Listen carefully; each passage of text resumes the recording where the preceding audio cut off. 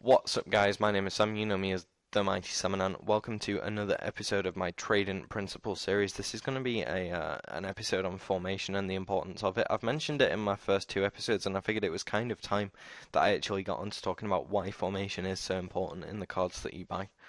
So first and foremost, we're going to talk about basically why the formations like 4-1-2-1-2 and 4-4-2 are so expensive to buy in, and why it's good to trade in them.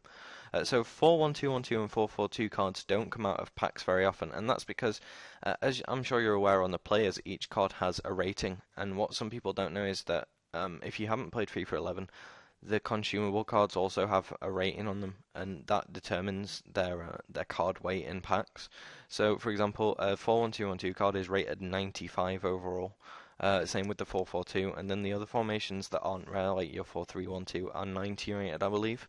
And so I don't know quite what that means in terms of percentage likelihood impacts or anything, but what that does mean is that there are fewer of those cards on the market. So that's, for start, a reason why it's expensive is that there is not much supply, and the other reason that they're very expensive to buy in those formations is that there is a lot of demand for these formations.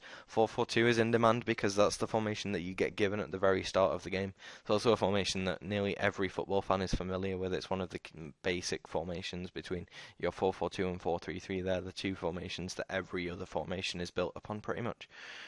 So they're the reasons kind of why the cards themselves are expensive, and the reason that players are expensive in these formations is because of that exact reason. The cards are very expensive, so someone's going to be prepared to pay 4k extra for a 4-1-2-1-2 player instead of spending 7k extra on the formation card, and this gives you a lot of opportunity for profit. The reason for that is that when you're searching the market for these 4-1-2-1-2 cards, they're going to be mixed around with other formation cards, and so sometimes you're going to be able to get an absolute steal of a deal. I'll give you an example. Today I was searching for like Spanish strikers in the Liga BBVA who are in form, and managed to find the only 4-4-2 Fernando Llorente, who plays for Bilbao, I think.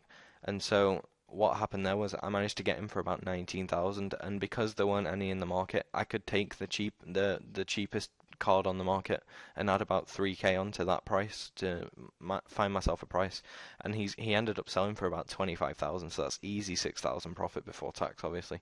And it's examples like this where I struggle to make a deal not in a good formation, because players in a 3-4-1-2 or 3-4-3 are not going to sell as often as a 4-1-2-1-2 just because there is not as much demand on the market. It's a basic economics principle, that a supply and demand principle, that people are going to want the informed cards over the regular cards because they look nicer for a start. They've got better stats, which is obviously more important. And also, some informs go from like 83 to 85, and there is an achievement or a trophy if you're on PS3 for playing a tournament with an 85 rated squad. So people are going to be wanting to look for their favorite players in form so that they can get that achievement. Maybe that's a pretty poor example of why informs are in demand, but it's just another reason. Most of the time it is just because there's upgraded stats, and that can add 100, 200,000 coins to a player's value. Or in the case of someone like a Zlatan Ibrahimovic, it can add up to 400, 500,000 coins onto his value. Looking at informed players is another episode. That's probably going to be the next episode, but for now, I hope this gives you guys a bit more insight into formation and why it's important. If you've got any questions, feel free to leave them in the comments. I tend to answer every single comment that I get, unless it's just thanks for like a nice video or whatever, but sometimes I even do answer those if I'm in a good mood. So hopefully you guys really enjoyed this video. This might be my second video today. It might be my only video today. I haven't quite decided yet what I'm going to do with my other video. But if you guys did enjoy and you found this helpful, please do leave a like. If we could get like 15 likes on this, just because it's been a while since I uploaded, and I'm not expecting you guys to all, be watching this video and stuff. But if 15 likes would be amazing. Any favorites are also really welcome. And if you think this would help, your friends or maybe some other YouTubers who aren't too good at trading, feel free to send them my video. Maybe try get them to show some support for it, because I'd really, really like this series to kind of start getting some more views, because I think it could help a lot of people. So thank you very much for watching, guys. My name's the Mighty Salmon, and goodbye.